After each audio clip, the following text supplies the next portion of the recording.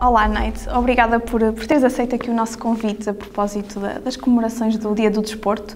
Olá, obrigada eu pelo convite. Não, vai ser um prazer falar contigo. Olha, eu pedia-te para nos partilhares um bocadinho do que é que tem sido o teu percurso, dizeres de onde é que és. Bem, o meu percurso é enorme, obviamente. Eu nasci em Santo Tomé e Príncipe, vim de lá com meus 10 anitos. Até então nunca tinha praticado desporto, a não ser aquelas brincadeiras que nós em África estamos habituados, que é correr atrás de uma bola de trapo, fazer as brincadeiras com os miúdos, ou seja, viver a nossa infância e brincar, maravilha, acima de tudo. E quando cheguei a Portugal, vim com 10 anitos, fiz aqui os meus 11 anos e ingressei nas escolas, como é normal na minha idade. Acho que no 6º ano, aos 13 anos, nas aulas de Educação Física eu destacava, ou seja, dava nas vistas em relação comparativamente aos outros colegas. E uma vez um professor meu, o professor Mota Capitão, resolve fazer um torneio entre raparigas e rapazes. E a Neide, e depois fizemos salto de altura em sala, ou seja, numa sala muito pequena, fizemos salto em altura, pronto, sem nunca sequer nunca treinei aquilo, nunca experimentei sequer. Tinha sido a tua primeira experiência mesmo. E o professor, vamos saltar, e eu ganhei a prova, nesse caso, com 1,50 m, sem nunca ter treinado a tesoura, e ele perguntou, alguma vez treinaste isso? Eu assim, não, só lá em África, lá em Santo Tomé, que passar de um lado para o outro, subir as árvores, saltar de um rio para o outro. Talvez seja por isso, mas nunca treinei. Mas isso é fantástico. Era aptidão natural mesmo. Um resultado deste, tens que ingressar no desporto escolar, no atletismo. E eu, professor, calma aí que eu não sei, porque vim para cá para estudar, não sei se a minha mãe vai me deixar. Ingressei, fui falar com a minha mãe, ela me autorizou a praticar o atletismo com a condição de que não baixasse as notas e não tivesse negativa. Eu lembro um episódio. Passado uns meses, eu tive para aí 4 negativas, eu vinha da escola à casa, o percurso de andar a pé, a chorar. Chego em casa e a minha mãe pergunta, mas o que é que se passa, filha? E eu sei, tive 4 negas, vais-me tirar o atletismo, e ela, tem calma, não vou tirar nada se prometeres que me consegues levantar as negativas. E assim foi, nunca mais tive negativas, esforcei-me ao máximo, obviamente não fui uma aluna brilhante, mas tentei compensar dando 100% de mim em tudo, como em toda a minha vida, dei sempre 100%, e comecei a apanhar o gosto pela modalidade. E fui viajando pelo Portugal, conhecendo sítios, conhecendo novas pessoas, e isso entusiasmou-me, assim, calma, e assim consigo conhecer novas pessoas, novos sítios, novos lugares, e foi assim ano após ano. Fui ingressada em vários clubes a nível de Portugal, até que dei nas vistas e fui convidada pelo professor Ministro Pereira, o falecido, o eterno professor Ministro Pereira, que me convidou a ingressar no Sporting, que já era uma atleta obviamente não era de topo a nível internacional, mas a nível nacional era muito boa e tinha tudo para evoluir. E com meus 17 anos ingresso no Sporting, que era o clube que sempre idealizei, sempre sonhei em ingressar, porque na altura éramos muito fortes, e somos fortes no atletismo, e tinha atletas fantásticas que eu gostava imenso. E o meu sonho era ingressar no Sporting, e assim foi. Quando no Sporting trabalhei imenso porque queria realmente pertencer à equipa principal. Chegar ao nível delas também, não é? Aquelas pessoas que... E fui evoluindo e depois mudei de treinador, a certa altura, meus 18 anos mudei de treinador, para o professor Abreu Matos, que foi o meu treinador que me fez brilhar além fronteira, e comecei a treinar com ele. Obviamente eu não me lembro do primeiro treino que eu fiz com ele, ele tinha um grupo de rapazes, creio que é 12 rapazes, não havia raparigas, e eu entrei no treino, e ele mandou-me fazer um treino muito, muito puxado, e eu fui, não quis dar abraço a torcer, não queria desistir, assim, não, eu vou aguentar até ao fim. E ele puxava por mim, e eu resisti a tudo, e cheguei em casa, lembro-me de ter dito à minha mãe, eu já não vou treinar. Aquele senhor matou-me literalmente. Eu disse, como não, filha? Disse, mas é o que tu queres, não é? Assim, é o que eu quero, mas eu ia morrendo hoje, eu só aguentei para não dar no braço a torcer. Foste determinada até ao fim. Fui determinada, ou seja, assim, não, ele quer me desafiar, ele quer ver até onde eu chego, e foi assim, treino após treino, e ele depois de alguns anos depois, quando comecei a ter sucesso, e ele uma vez foi-me dizer, quando ele chegava a casa com a esposa, na conversa com a esposa, dizia assim, eu tenho ali uma miúda que é fora de série. Eu desafio a cada treino, puxo por ela e ela consegue fazer tudo. É um diamante. E ele ficava muito admirado, porque eu entregava-me com toda a paixão e com todo o querer. Mas isso também foi a forma que ele encontrou para tirar sempre mais de ti, não é? Sim, era o desafio, sim, puxar, desafiar-me. E eu fazia tudo o que ele me propunha fazer e conseguia. Obviamente não foi um percurso fácil, só tive que foram etapas, fui evoluindo treino após treino e em 2001, pronto, em 2000 foi os meus primeiros Jogos Olímpicos de representação do meu país, São Tomé e Príncipe. Em 2001 peço a mudança de nacionalidade para a portuguesa. E em 2002 represento Portugal pela primeira vez num campeonato de pista coberta. Fui fazer o pentatlo. O pentatlo são 5 disciplinas de atletismo, que decoro num dia, e o heptatlo é a ar livre, são 7 disciplinas de atletismo que decoro em 2 dias. E eu fui fazer o pentatlo porque eu tinha uma das melhores marcas a nível europeu e fui convidada a participar. Chego lá, ninguém sabia quem era eu, era uma outsider autêntica. E quando eu chego num campeonato daqueles, fiquei super excitada. Disse, pá, isso é muito fixe, isso está muita gente, isso é bom. E eu, pelo contrário de muita gente, não tive medo. Quis ir lá com toda a garra que me caracteriza. Sentiste ainda mais motivada, não é? Para muito mais motivada. E dei o meu melhor, fiz de tudo e fui vice-campeã da Europa, sem ninguém estava à espera, nem em Portugal, ninguém sabia quem eu era. E dei a conhecer a conhecer a Naide Gomes, dei a conhecer que Portugal tinha talento a nível técnico, e foi muito bom, ou seja, foi aí o princípio de tudo. Ou seja, eu acreditei muito mais que era possível eu chegar ao topo do mundo, acreditei que o meu sonho de ser campeã olímpica poderia ser possível, porque estava num bom caminho. Ou seja, o meu percurso foi, obviamente, um percurso demorado. Não tive uma exceção repentina. Mas também é preciso treino, não é? É preciso muito trabalho. Eu treinava todos os dias, com muito afim, muita determinação. Obviamente também conciliava com estudos, que não foi uma tarefa fácil. Nós em Portugal é muito complicado conciliarmos os nossos estudos com o desporto de alta competição. Eu tive que balançar, pensar o que é que era mais importante para mim. Ou era atletismo ou era estudo. Obviamente que estudo sempre foi muito importante. Mas o atletismo estava em crescimento, ou seja, eu podia evoluir muito mais, claro. Então apostei seriamente no atletismo. E inicialmente fazia provas combinadas, o heptatlo, e houve uma altura da minha carreira, depois de ter sido campeã do mundo no pentatlo, que decidimos mudar para salto em comprimento, derivado de uma lesão grave que tive no joelho. Tivemos que optar pelo salto em comprimento. Optámos pelo salto em comprimento em 2005. E a partir daí foi saltarem o mais longe possível. Eu cheguei ao topo do mundo, fui campeã do mundo, campeã da Europa, só não consegui a medalha olímpica, mas fui realmente uma das melhores do mundo. Consegui a marca de 7,12 metros, que é uma proeza.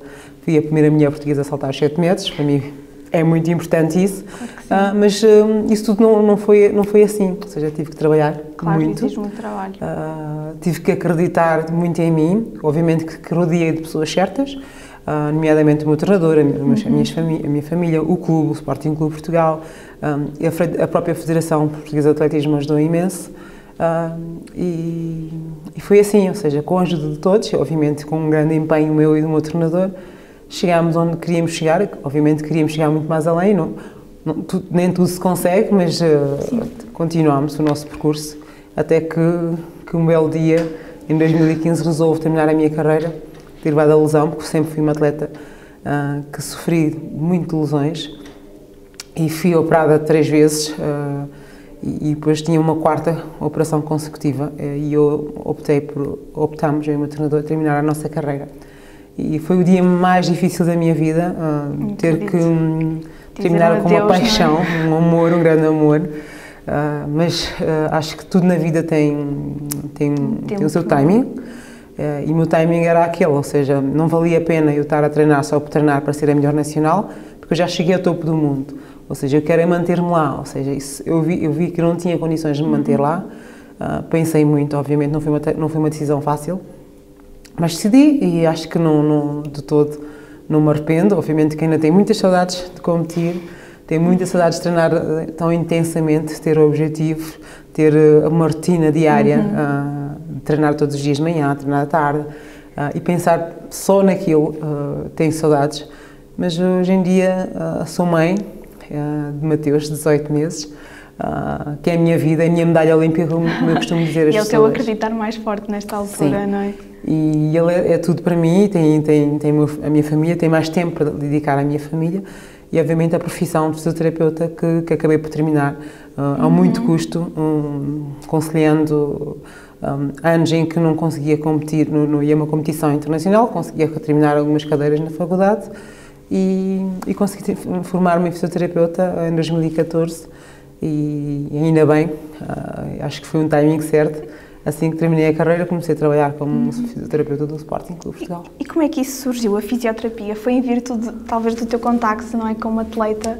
Precisamente isso, ou seja, eu, como referi, sempre sofri, sempre padeci muito lesões e desde muito cedo sempre tive contactos com fisioterapeutas, com o trabalho da fisioterapia e fascinava-me a forma como eles trabalhavam, a forma como eles entregavam a paixão que ele entregava a cada atleta, o nosso resultado era o resultado deles e eu assim, calma aí que é uma profissão que acho que... Também tem essa paixão, não é? Tem essa paixão, quero ajudar, quando terminar a minha carreira, quem sabe, quero ajudar os outros a chegar tão longe quanto o meu fisioterapeuta ajudou-me a chegar. E pronto, foi aí que decidi. E agora que já és fisioterapeuta, já estás a exercer, continuas plenamente satisfeita com a tua opção? Achas que foi realmente Sim, continuo. O caminho certo? Obviamente que eu sou um projeto de fisioterapeuta, ou seja, estou a evoluir. Comecei a trabalhar há 1 ano, 2 anos, nem 2 anos fez. Ou seja, tem muito a que aprender. Obviamente tem algumas formações feitas mesmo na Bioiser, que também é uma grande ajuda, mas tem muito que aprender, tem um percurso enorme. Para sermos os melhores também temos, obviamente como eu fui como atleta, para sermos grandes fisioterapeutas também temos que vamos construindo, ou seja, tenho que dia após dia, se tem alguma dificuldade, alguma dúvida, eu tenho que ir à procura, mais informações, estudar e é assim que se aprende. Verdade. Enquanto eras atleta, como é que tu criavas o teu equilíbrio? Ou seja, como é que tu conseguias conciliar tudo? O teu foco era o treino, o teu foco era... Tu pensavas na vitória ou pensavas no trabalho para chegar lá? Como é que tu construías isto? Eu, quando era atleta, é assim, eu sempre fui muito determinada, mas desde miúda. E eu envolvia em tudo aquilo que fazia, 100%. E como atleta queria ser, sempre pus na cabeça, queria ser como a Fernanda Ribeiro. Lembro-me em 1996 vê-la a ganhar a medalha olímpica em Atlanta e dizer à minha mãe, um dia vou ser como ela. Tu disseste isso naquele à minha momento? mãe, sim, foi às 4 da manhã, lembro-me perfeitamente, eu tinha 16 anos, estava no sofá e ter dito isso à minha mãe e a mãe disse, estás com sono, mas vai dormir, para chegares ali tens de trabalhar muito, mas vou trabalhar. E sempre tive isso em mente, ou seja, para sermos melhores temos de trabalhar muito. Não basta ter, obviamente, que o talento ajuda, a genética ajuda, não digo que não, mas não bastou isso. Eu não sentei à sombra da bananeira à espera que a minha genética me ajudasse. Sim, que os resultados aparecessem por si só, não é? Tive que fazer pela vida, tive que trabalhar imenso, tive que abdicar de imensas coisas. Mas sempre fui muito focada, ou seja, eu punha um objetivo num treino, que queria fazer aquele treino, conseguia, queria fazer aquela marca naquele treino, conseguia. E mesmo quando o meu treinador dava-me algum treino, eu achava que é pouco, eu dizia sempre ao meu treinador, professor, já acabamos, preciso de mais, eu tenho calma, tu não comes tudo de uma vez, ou seja, tu quando tens fome vais comendo. E o treino e o corpo é precisamente isso, ou seja, dás-lhe alimento, ele enche, fica cheinho, precisa descansar e depois volta a dar alimento.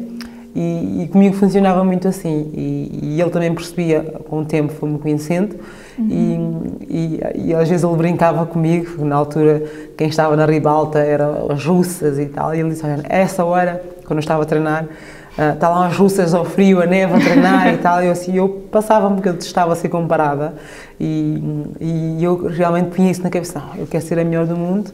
Exatamente. E eu tenho mesmo de trabalhar para isso, ou seja, eu no treino dedicava-me a 1000%, ou seja, dava tudo no treino porque eu sabia, se eu conseguisse treinar bem, em boas condições, em qualidade, podia chegar em competição muito mais além e sempre tive isso em mente, ou seja, eu objetivamente, ou seja, mentalizava que poderia ser muito boa e trabalhava não só o físico, mas a parte psicológica, depois chegava em casa e muitas vezes via vídeos de outras atletas, aprendi algumas coisas e fazia treino mental, mesmo a conduzir, mesmo no meu quarto. Por exemplo, uns exemplos que eu posso dar, eu, quando era mais miúda, tinha o objetivo de saltar 1,80 m.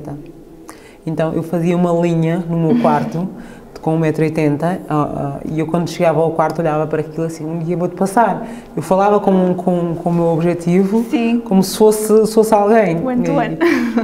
E eu consegui alcançar esse objetivo. E depois, por exemplo, os 7 metros, para chegar aos 7 metros, eu punha, em todos os treinos que eu fazia de saltos, punha um monte de areia na marca dos 7 metros e tentava, uma tradução à noite: tem calma, professor, um dia de passar esse monte. E houve um dia que consegui passar e fiquei a olhar para ele. Como é que foi esse dia? Foi fantástico. E eu lembro-me, foi em Sobreda, fizemos um treino, acho que era em 2007, creio eu. Fiz um monte, estava-me a sentir bem disposta, muito leve e disponível.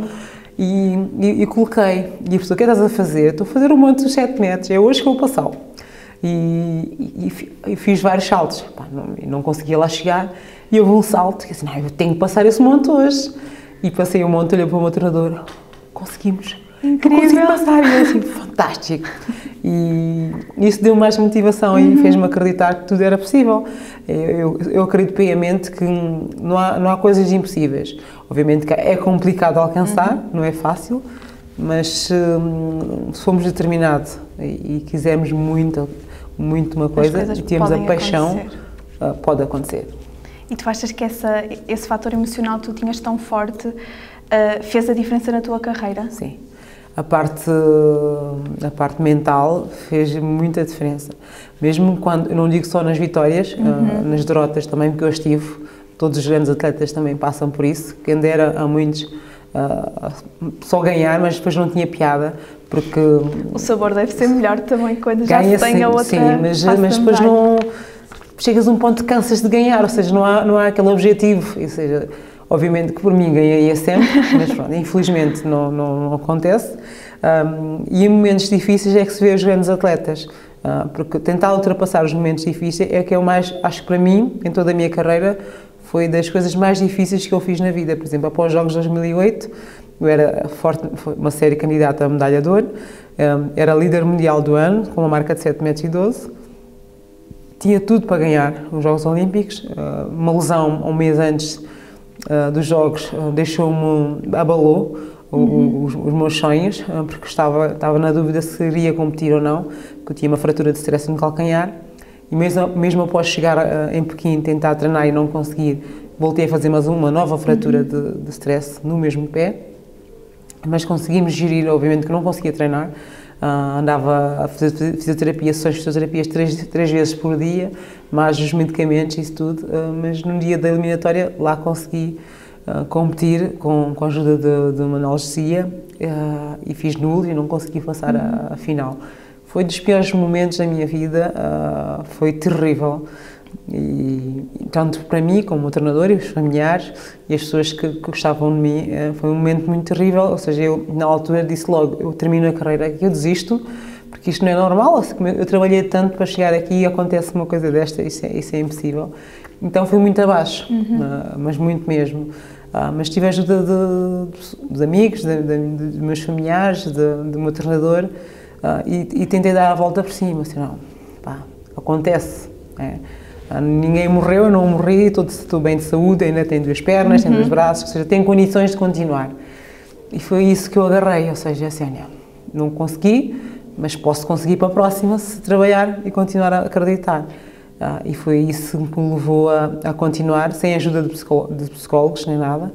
Voltei em 2009, ganhei uma medalha, em 2010 voltei a ganhar medalha e em 2011 voltei a ganhar medalhas, ou seja, se fosse um atleta qualquer, iria abaixo completamente e se calhar teria terminado a carreira, mas não. Eu acreditei piamente que a minha carreira não se resumia a um dia mau, pronto, tem uns Jogos Olímpicos, sim senhora, mas não se resumia, ou seja, foram 11 anos consecutivos, 11 medalhas internacionais, por isso é uma carreira brilhante, a meu ver.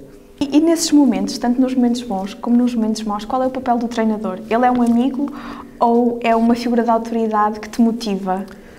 Epá, o treinador é tudo, ou seja, eu costumo dizer que o meu treinador é o meu melhor amigo, foi o pai presente que eu não tive, foi um educador que me educou, muitas das coisas que sou hoje devo ao meu treinador. Hoje em dia eu peço-lhe conselhos, eu sempre pedi conselhos. Ficaste com uma relação muito forte com ele. Ele é meu ele. Padrinho de casamento e quero manter essa relação, porque nós passávamos imenso tempo juntos, ou seja, passávamos mais do que as nossas próprias famílias, ou seja, era de manhã, era à tarde, era nas competições, ou seja, já estávamos num ponto que não podíamos ver um ao outro, se a pessoa está farta de si, ou se a está parte de mim, precisávamos de descanso. Mas não, acho que é uma relação de muita amizade e muita confiança mútua. Tem de existir, não é? Essa confiança. Tinha que existir. Para conseguirmos algo, tínhamos que acreditar no outro. Ou seja, ele acreditava no meu trabalho, no meu empenho, nunca duvidou do meu empenho, nunca teve uma queixa minha, nem eu uma queixa dele. Dávamos muito bem e isso também contribuiu para o nosso sucesso. E ele teve que te puxar as orelhas assim em algum momento? Ele já me puxou, mas já puxou orelhas em alguns momentos, mas acho que não foram precisas muitas, porque eu fui sempre uma atleta exemplar. Ias buscar a motivação muito a ti também? Também, eu ia buscar muito, porque eu ia buscando coisas, lembranças ou algo que alguém me tinha dito menos boa, ia buscar tudo a meu favor. Por exemplo, eu já tive uma crítica de um jornalista, de algum jornalista, por exemplo, em 2011, eu estava lesionada, saltei com o pé anestesiado, ou seja, antes de saltar a final, eu tive que saltar sem anestesia, ou seja, com imensas dores, para conseguir me qualificar para a final. Consegui, fui a última a ser qualificada, fui a oitava a ser qualificada, mas com muita dificuldade, mas consegui, mesmo lesionada consegui, com uma marca péssima, mas não interessa, passei a final. Não é? Porque é pequena final que interessa fazermos marca. E na final fui anestesiar o meu pé para eu conseguir saltar sem dores. Eu não sentia literalmente o meu pé. E como é que correr sem sentir o pé? Eu para mim só tinha a perna direita e o pé esquerdo, que era o meu pé de chamada, eu não sentia. Eu entrei em pânico, obviamente, eu olhei para a médica, doutora, o que é que me fez? O que aconteceu? Ela acredita em mim. Tu não estás a sentir o pé, mas tens que puxar pela cabeça, tens que ir buscar todas as memórias acumuladas do salto, tens que pensar assim. E eu lembro-me de uma das amigas da Adidas, representante da Adidas, foi ter comigo, eu normalmente não costumo, quando estou em competições, não costumo ver jornais, nem internet, nem nada, eu desligo do mundo. E ela conhecia-me tão bem, foi ter comigo logo uma manhã antes da final. Nádia, preciso te mostrar uma coisa, mas o que é que queres mostrar? Vamos ali à internet, sabes perfeitamente que eu não gosto de ir à internet, mas vem. E ela mostrou umas críticas. Exatamente o que é que tinhas de mostrar. Ela estava a fazer tudo corretamente. E mostrou-me os jornais do dia e com críticas. A Nádia Gomes está muito mal, foi a última a passar, mas críticas duras. E eu assim, mas como? Epá, esses gajos não batem bem, estupem lá. Assim, eu consegui passar a final, estou na final. Obviamente estou lesionada, tudo bem, mas consegui. Em vez de enaltecer, criticam. Eu fiquei tão possuída de raiva que quando eu entrei para aquela pista só pensava nisso. Ou seja, eu fui buscar aquelas críticas a meu favor, transformei aquilo em força. E cada prova, cada salto que eu dava, era a raiva, era o poder. Era a tua afirmação, não é? E consegui, só perdi a medalha de ouro por 1 centímetro, ganhei a de prata, e fiquei super feliz. Eu lembro-me de ter chorado, porque normalmente eu não choro numa competição, mas chorei da adrenalina, da descarga, da descompressão. E lembro-me de passar por os jornalistas depois na área mista e eu disse, olha, vou para si, não falo, para si, não falo, para si, não falo. Eu ontem era má, hoje já não posso ser boa, por isso não queiram falar comigo. Eu sou escorpião, pronto, e sou muito, digamos, não é vingativa, mas consigo reverter alguns pontos negativos a meu favor e isso ajudou-me imenso também. Sim, na tua carreira, não é? Contribuiu com certeza muito até para a tua postura e para essa força que sempre demonstraste. Tu há bocadinho estavas a falar da médica, não é? Porque para além do treinador existem outros profissionais que te acompanham que são muito importantes. Eu costumo dizer que somos uma equipa, ou seja, num atleta por si só não consegue chegar longe, ou seja, obviamente temos o treinador, temos os familiares, temos o próprio atleta, mas temos uma equipa por trás disso, ou seja, o massagista, o fisioterapeuta teve um papel fundamental na minha carreira, os médicos também ajudaram-me imenso, sem eles não conseguia chegar onde cheguei, ou seja, por isso eu costumo agradecer sempre, em todas as entrevistas que dou, eu agradeço, porque eu acho que, até já afirmei isso numa entrevista, que muitas medalhas que eu alcancei, eu devo aos fisioterapeutas, ou seja, um fisioterapeuta, que foi o meu e que muitas vezes serviu-me do psicólogo, do amigo, teve um papel fundamental também na minha vida, porque havia momentos em que chegávamos à fisioterapia deprimidos, cansados, fartas de estar lá todos os dias, e ouvir uma palavra amiga de incentivo, ficámos logo, crescíamos logo. Estava-te ali toda a energia que tu precisavas, sim. Não é? Tu há bocadinho estavas a falar que perdeste a medalha de ouro por 1 centímetro. Como é que é perder por 1 centímetro? É verdade, perde-se uma medalha por 1 centímetro e ganha-se uma medalha. E aconteceu-me as duas coisas. A primeira, obviamente, ter ganho por 1 centímetro foi fantástico, fiquei feliz da vida. A segunda, perder por 1 centímetro foi horrível, foi tipo, estás lá quase.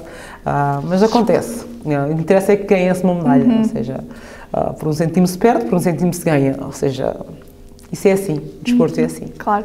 Como é que é aquele instante em que tu percebes que ganhaste? Que tu olhas para a marca e consegui? Nós no salto em comprimento só ficamos descansados quando termina mesmo as provas, toda a gente termina de saltar.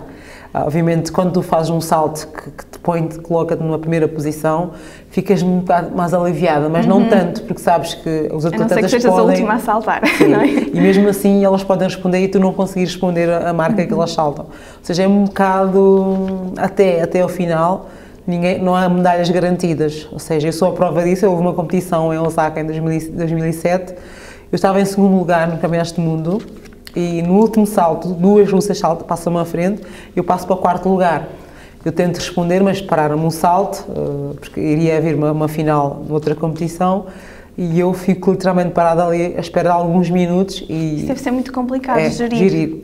Porque a força que eu tinha para responder foi atenuada, ou seja, houve uma desconcentração, mas isso acontece nos grandes campeonatos, por isso temos de saber lidar com isso tudo. Isso. E olha, como é que são assim os bastidores dos grandes campeonatos? Há interação entre os atletas não falam uns com os outros? Fala, depende, ou seja, eu era uma atleta que não falava muito com ninguém, ou seja, eu tinha uma postura muito fria, e eu entrava para a competição, tipo, ia entrar para uma arena de luta, ou seja, eu ali não quero amigos, não estou para aqui para fazer amigos, mas também não era de todo uma pessoa antipática, nem faltava respeito a meus adversários, pelo contrário, eu respeitava, cumprimentava a todos, obviamente, mas não havia conversa. Enquanto estávamos em competição, não há conversa. Mas após competição, nas festas que iríamos, ou mesmo nos próprios treinos, conversávamos e lidávamos bem. Mas obviamente durante a competição não há amigos para ninguém. Tens que manter toda a concentração no que é o teu plano, não é? E muitas vezes alguns atletas tentam desconcentrar com algumas conversas. Tipo, eu lembro-me perfeitamente, eu estava numa final europeia, pista coberta, foi a minha primeira, e chega-me, lembro-me de ter mudado a cor do meu cabelo, e chega uma espanhola, literalmente antes de entrar para a final, estava concentrada, sentada à espera que me chamassem, e ela, tu és cambiada da cor dela pelo que queria, e eu, desculpa, neste momento estás-me a perguntar a cor do meu cabelo, eu disse, ok, não. Eu nem respondi, ou seja, levantei-me e dei a volta para não ser mal criada nem nada, nem ser mal educada, porque não é o momento para estarmos a falar do cabelo, estamos no final. E há atletas que jogam com isso. Eu nunca joguei a esse nível, acho que nem é preciso, acho que só dependemos de nós próprios para conseguirmos algo. E eu em toda a minha vida, que sempre acreditei nisso e continuo a acreditar. Somos os principais adversários que temos, nós próprios somos os nossos principais adversários. Temos é que ultrapassar os nossos medos e ultrapassar as nossas barreiras para conseguirmos alcançar algo. Não dependemos dos outros atletas, obviamente todos os atletas estão lá para dificultar, mas não podemos pensar nos outros. Eu era assim, eu no treino não queria saber de atletas, se eram melhor que eu, pior que eu, Por exemplo, nós nas competições internacionais temos uma start list onde tem as principais atletas e as marcas. O meu treinador tinha aquele conhecimento daquilo tudo e às vezes mostrava-me e disse: professora, eu não quero saber, porque elas fizeram esta marca, mas o que interessa é amanhã ou é hoje, ali é que interessa. Agora, se ela salta 7 metros e tal ou não, não era o mais importante para ti no momento, dia que se interessa, no momento. Tens assim alguma rotina que não dispensavas no pré-competição, por exemplo, nos dias antes, alguma coisa que não deixavas mesmo de fazer? Sim, eu tinha num dia antes e no próprio dia, dependendo da hora da competição. Por exemplo, um dia antes, sabendo que a prova é de manhã, num dia antes íamos treinar, mas treinávamos, o treino era muito ligeiro, era só ativação, e depois eu ia passear, punha os fones, se o tempo permitisse, passeava com a minha própria voz interior e tentava abstrair um pouco do mundo. E depois acordava muito cedo, tomava um banho gelado, punha-me a correr no corredor muito cedo, às 6 da manhã. Por exemplo, se a prova fosse às 9, às 5 da manhã estava eu a correr, a ativar. Depois ia tomar um pequeno almoço, depois ia às competições. E depois, se a prova fosse à tarde, fazia exatamente isso, acordava, tomava um pequeno almoço, mas depois ia andar um bocadinho ou ia correr um bocadinho só para ativar e afastar-me um pouco das pessoas para me concentrar. E eu ouvia música, falava para o espelho, ouvia música a altos berros, dançava frente ao espelho e falava com o espelho: pá, hoje é o dia, hoje vou competir contigo, ou seja, competir comigo própria. Tu eras a tua grande adversária, vou-te vencer, vou fazer a marca. Pronto, era assim que se me vissem, se alguém me filmasse, pensava que eu era louca. Mas não, daria um vídeo assim. engraçado. É uma imagem engraçada. Olha, e estavas a falar do pequeno almoço. Como é que são as tuas rotinas, ou como é que eram as tuas rotinas de alimentação nos momentos de competição? Eu sempre fui uma pessoa que não foi muito de comer muito, ou seja, comia QB, ou seja, aquilo que me ajudasse a sossegar o estômago. E durante uma competição, no dia da competição, normalmente é perder a fome, por causa do nervosismo, da ansiedade, da adrenalina, ou seja, comia muito pouco, mas tentava manter uma alimentação que eu fazia normalmente quando estava a treinar. Não variava muito, porque não tem que alterar, porque se no treino, antes do treino fazia essa alimentação, vou manter.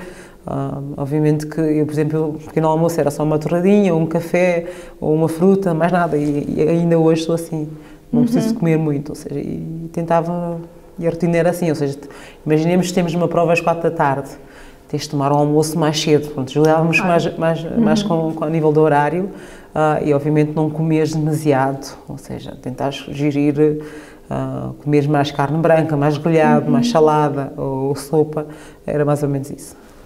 Uma competição deve ser algo extremamente exigente, tanto do ponto de vista mental como também do ponto de vista físico. Sim. Como é que tu depois conseguias recuperar? Quais eram as tuas estratégias pós-competição? Recuperava-se logo, se a prova corresse como tu idealizaste, ou se corresse bem, recuperavas logo. No dia seguinte estavas pronto para saltar outra vez. Quando corria mal, pronto, aí é que era mais complicado, porque para além da física tens a vertente psicológica para conseguir superar. Mas normalmente há sempre, a seguir a uma competição, aquela descarga energética, de adrenalina. É normal que ficas muito, o corpo vai abaixo e que sintas mais cansada, mais fatigada.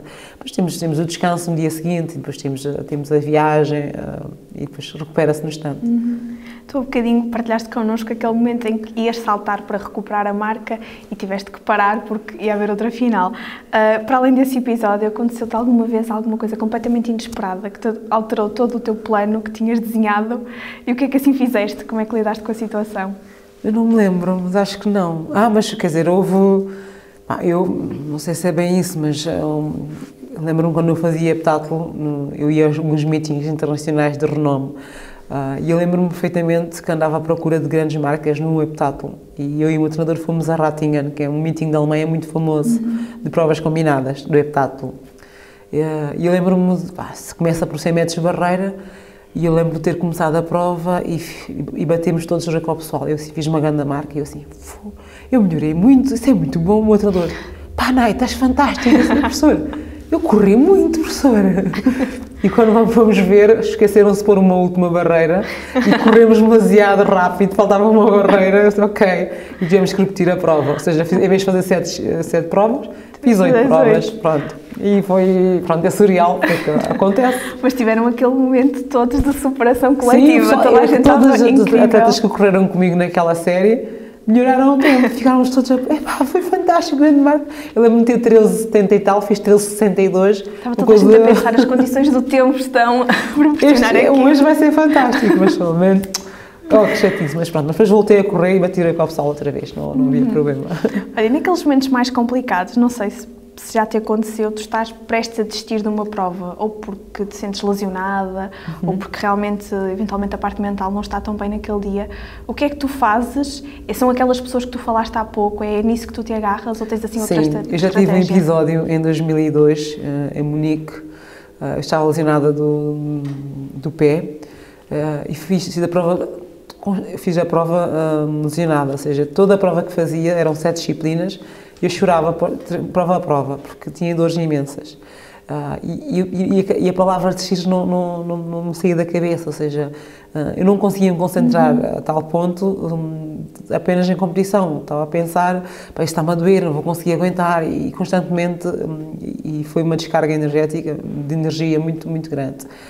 E eu tive mesmo que, a última volta dos 800 metros, que é a última prova, ter desistido, porque caí literalmente a seguir, porque o pé não cedeu, não consegui mais, mas essa prova aguentei também pelo meu treinador, porque também trabalhou imenso, e as pessoas que faziam parte da minha preparação também esforçaram-se imenso, e eu devia isso a eles, ou seja, às vezes eu aguentava algumas dores também pensando neles, pensava no meu treinador, essa coitado, ele deixa de viver estar mais tempo com a família para estar comigo, eu devo isso a ele, ou seja, tenho mesmo que esforçar, tenho mesmo que aguentar, e muitas vezes eu aguentava, e as competições, e às vezes superavam-me, porque também pensava nele, porque não era só eu, também somos uma equipa.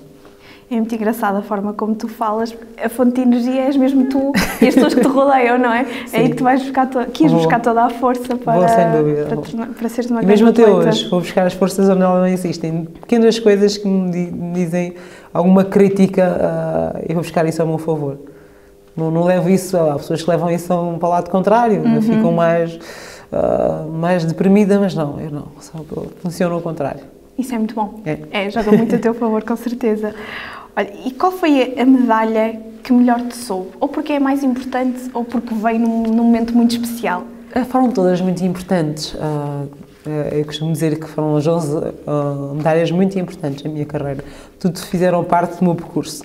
Mas eu não posso descartar a minha primeira medalha, porque acho que a minha primeira medalha foi o culminar, ou seja, foi o lançamento, digamos, fazer com que eu acreditasse mais em mim. Ou seja, eu ganhei a primeira medalha, calma aí que eu posso ganhar mais. Ou seja, fez-me acreditar que era possível ser campeã olímpica, ser campeã do mundo, de evoluir, de chegar aos 7 metros. Ela foi responsável disso tudo, ou seja, em vez de eu ganhei uma medalha, se fosse outro atleta dizia assim, já ganhei, agora vou-me encostar na sombra da bananeira e vou-me deixar estar aqui. Não, pelo contrário. Eu me ganhava uma medalha e assim, vamos pensar noutro objetivo. Ganhava outra medalha assim, vamos pensar, eu posso ir mais além, ou seja, não me contentava com as conquistas que já tinha feito, ou seja, eu queria muito mais. Aquilo alimentava mais o teu desejo, sim, não é, de vitória. Provavelmente muitos atletas que estão agora a começar as carreiras te pedem alguns conselhos, não é? Sim, e é muito bom quando chegam ao pé de ti e dizem que tu foste responsável por ela estar ali ou por ele estar aqui. Eu só faço essa por tua causa, quando te via saltar, motivava-me e às vezes pedem-me conselho, obviamente, o que é que acha, como é que tu fazias, e já me pediram inclusive para dar treino, e eu disse, eu não importava de fazer isso, mas não é o momento certo, tenho meus objetivos, preciso também de organizar a minha vida primeiro, depois também para pensar também para dar treino. E é um sonho teu? É um sonho meu, já fiz o curso de treinador, de primeiro grau, falta-me a concluir o estágio, mas gostava muito de poder transmitir aquilo que aprendi, transmitir aos outros jovens, aos outros atletas. Claro, faz muito sentido. Tu Estavas agora a falar e lembrei-me de te perguntar, tiveste a oportunidade já de dizer à Fernanda Ribeiro que tu começaste ou tu querias ser como ela, querias ter aquele momento? Sim, já tive a oportunidade e gosto muito da Fernanda, conheço-a muito bem, dávamos muito bem, eu acho que ela para mim, os outros atletas que me perdoem, é a melhor atleta de todos os tempos, porque ela ganhou tudo. Para mim é uma atleta fantástica, fora de série. Muito completa. E ela, devo a ela ter acreditado quando ela ganhou aquela medalha, ela fez-me... Criou em ti ainda mais o bichinho do que criou o bichinho. fazer. Obviamente que é em disciplinas diferentes, obviamente, mas a atleta que ela foi, o exemplo que ela deu, incentivou-me imenso, bastante. E agora, voltando à questão dos conselhos, se tu pudesses dizer aos jovens atletas que estão agora a iniciar as suas carreiras, quais são os 3, 4 pilares essenciais para eles serem realmente um atleta da excelência, o que é que tu dirias? O que é que eu diria? É uma tarefa difícil, ou seja, é um conselho difícil, porque acho que cada um é diferente, cada atleta é diferente. Eu costumo dizer, quando falo com alguns atletas, dar alguns exemplos meus, mas é obviamente que isso não tem que ser igual a mim. Ou seja, eu fui a Naide Gomes, acho que não vai existir nenhuma Naide Gomes, pelo menos igual a mim não vai existir, pode ser uma melhor do que eu, era bom que existisse, mas eu às vezes eu dou conselho, olha, uma das coisas que eu fiz e que resultou comigo, não sei se vai resultar contigo, era primeiro ter a disciplina. Tinha uma disciplina muito grande, e depois era a paixão e a entrega que eu tinha, e o querer, e capacidade de trabalho. E obviamente que a capacidade física também interessa, mas se juntares a isso tudo, o querer, capacidade de trabalho, a determinação, o desejo ou a paixão que nutres para alguma modalidade, quando eu digo modalidade não estou a dizer só desporto, pode ser uma profissão, pode ser qualquer coisa que alguém faça, que se quer ir mais além, tem que ser determinado. E, obviamente que temos que ter objetivos e ter o sonho, ou seja, temos o sonho, temos que correr atrás dele. Para conseguirmos realizá-lo, temos que trabalhar, temos que lutar, temos que ir à luta, como tudo na vida. E é isso que eu tento passar, ou seja, temos que querer e acreditar muito. E só o querer não chega.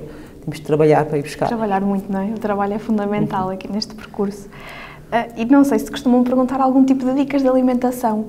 Sim, costumam-me perguntar como é que eu me alimentava, o que é que eu comia, o que eu não comia. Eu dizia assim, alguma coisa muito particular?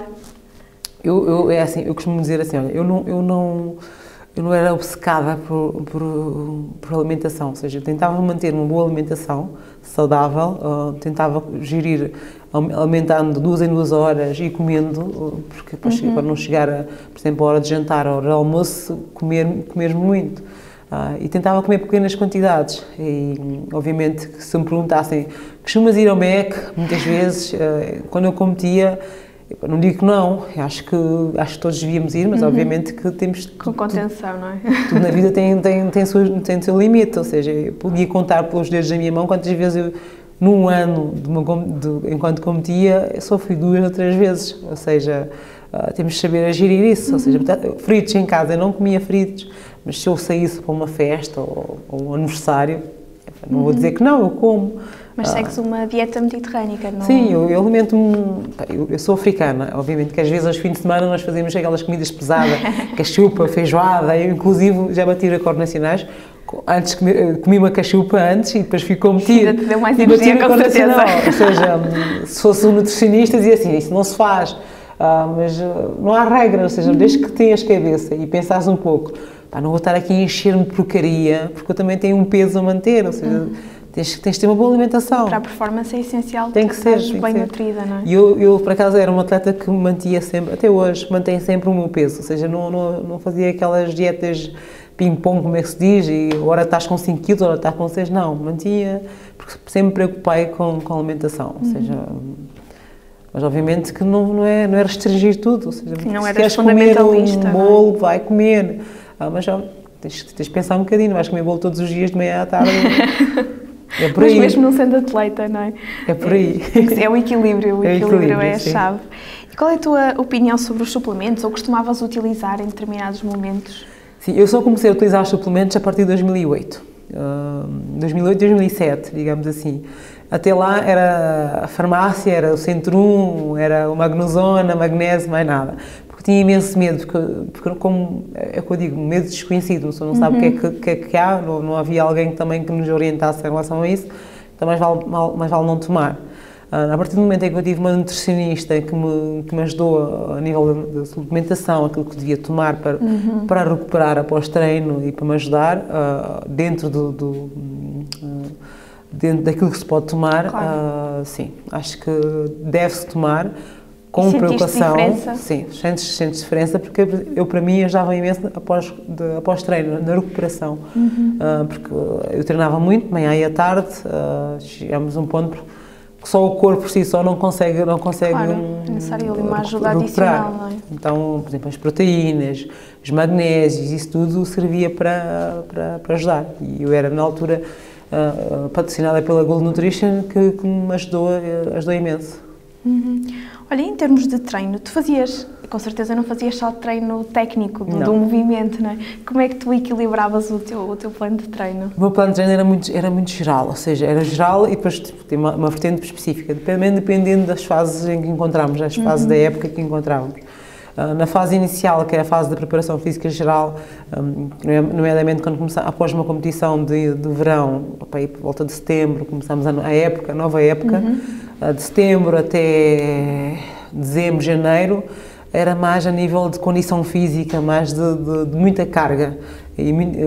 Quando dizes muita carga, era treino em ginásio mesmo? Era treino fora da pista, irmos a fazer rampas, saltos em rampas, multissaltos, correr em rampa, areia, praia, fazer treinos na praia, fazer muita condição física, ginásio também, mas não grandes cargas, ou seja, pequenas cargas, muitas repetições em circuito, e depois começarmos a introduzir saltos, treinos técnicos, mas nunca deixávamos de treinar a parte da condição física. Depois chega a fase competitiva, em que temos que deixar a condição física para trás e começamos a aperfeiçoar a nível de velocidade, a nível de força explosiva, força reativa, a nível de saltos, a nível de técnica, dava-me mais atenção a isso.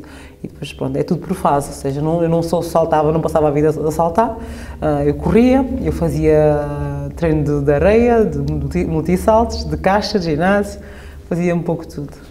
Como eu te disse no início da entrevista, estamos aqui a conversar um bocadinho a propósito do Dia Mundial do Desporto, da Atividade Física e da Saúde. Queres só deixar-nos uma mensagem? Eu quero já parabenizar o facto de vocês lembrarem-se desse dia, porque é muito importante, não só para um atleta de alta competição, mas para as pessoas em geral. Ou seja, para gerar saúde precisamos ter uma atividade física. Digamos que eu posso aqui separar o desporto e a atividade física, ou seja, o desporto para mim é desporto de alta competição e a atividade física é simplesmente o gesto de fazer uma caminhada, de fazer uma bicicleta, de nadar ou correr por lazer, por ter a consciência que para isso tem que se fazer isso para ter uma boa saúde. Ou seja, o conselho que eu vos dou é que nem toda a gente pode ser um atleta de alta competição como eu, mas todos nós podemos contribuir para uma boa saúde, ou seja, isso só depende de nós, depende de vocês aí em casa, depende de vocês aí no sofá, saírem um pouco de casa e inspirar ar puro, obviamente, e pensarem que estão a fazer bem a vocês próprios e fazendo simplesmente uma caminhada vai-vos fazer bem a vossa saúde e principalmente a vossa mente, ou seja, quando eu falo para mim, quando eu vou correr, eu ponho uns fones e eu encontro-me, ou seja, é uma sensação fantástica porque realmente conseguimos relaxar, esquecemos dos problemas da vida, é um momento só nosso. É um dos conselhos que eu quero transmitir, é isso mesmo, que só depende de nós fazermos algo pela nossa saúde, por isso saiam daí do sofá, vamos lá. Obrigada. Obrigada.